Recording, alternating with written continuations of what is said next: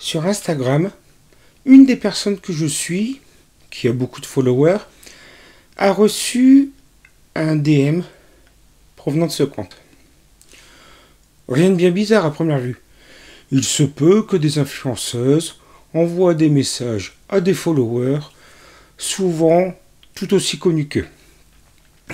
Sauf que là, quelque chose cloche. Lil Miquela est un robot. Enfin, pour être précis, il s'agit d'un personnage généré par ordinateur qui se présente au monde comme un robot. Miquela est une création de Brud, un studio transmédia qui crée des personnages fictifs vivant dans le monde réel. Elle est modelée sur une personne, puis animée, mais quand elle nous parle, elle croit que c'est un robot. Miquela est comme votre personnage de film préféré. Sauf elle peut aimer votre publication Instagram. À l'extérieur, c'est une influenceuse ordinaire, mais elle est contrôlée par une entreprise qui gagne également une tonne d'argent grâce à elle. Et surtout, grâce à nous et notre attention. Comme elle n'est pas réelle, elle a été critiquée pour avoir capitalisé sur des expériences qu'elle n'aurait pas pu vivre.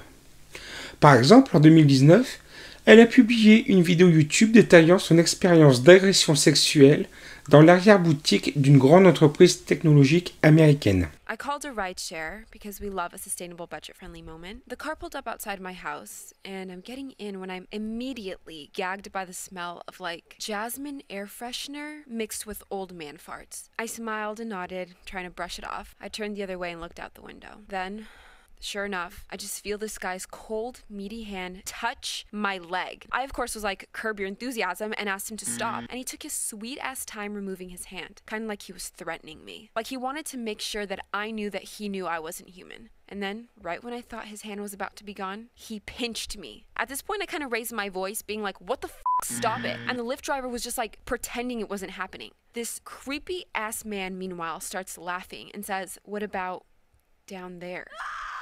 Son live a été rapidement supprimé après que ses motivations et surtout celles de son créateur aient été critiquées. Plus tôt cette année-là, elle a tourné une campagne pour Calvin Klein où elle a embrassé le mannequin Bella Hadid. Elle a été accusée par certains d'appâtage homosexuel, tandis que d'autres l'ont pris comme un coming out officiel. Ces exemples que je viens de vous citer sont-ils si différents de ce que nous voyons dans les films, les séries ou bien les livres?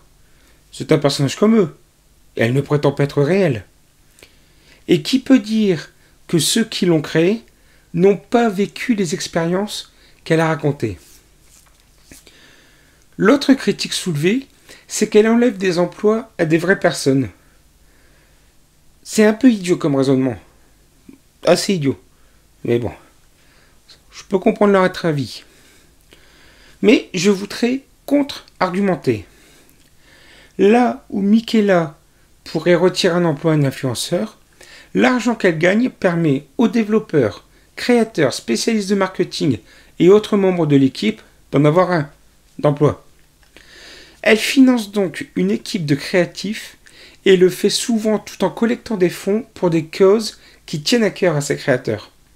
Ce qui est déjà mieux que beaucoup d'autres influenceurs. D'ailleurs, à l'heure des réseaux sociaux, qu'est-ce que le réel? Qu'est-ce que la réalité? La vie de Miquela est la définition même d'irréaliste, car elle est littéralement un amalgame d'un groupe de pixels parfaitement sélectionnés. Entre Photoshop, les filtres et toutes les autres conneries qui existent de nos jours et qui sont utilisées par d'autres influenceurs, le côté façade de Miquela n'est vraiment pas si différente de celle des autres influenceurs. Et c'est peut-être là le point le plus important. C'est peut-être une grande expérience pour montrer que ce que nous voyons en ligne n'est vraiment pas réel. Qu'être réel en ligne et surtout sur les réseaux sociaux est un oxymore. Si la réalité se mesure à la présence de quelqu'un dans votre vie, vous devriez peut-être commencer à considérer votre influenceur ou votre célébrité préférée comme s'il n'était rien de plus qu'un personnage vivant dans un autre monde. Après tout, vous ne vous en approcherez probablement qu'aussi près que vous le feriez avec Miquela. Peut-être est-ce une bonne chose d'éteindre nos réseaux sociaux et de réfléchir à notre société d'influenceurs obsédés par l'image et la perfection. Ou peut-être, comme moi, souhaiteriez-vous être un robot pour ne pas avoir à ressentir toutes ces émotions humaines déroutantes.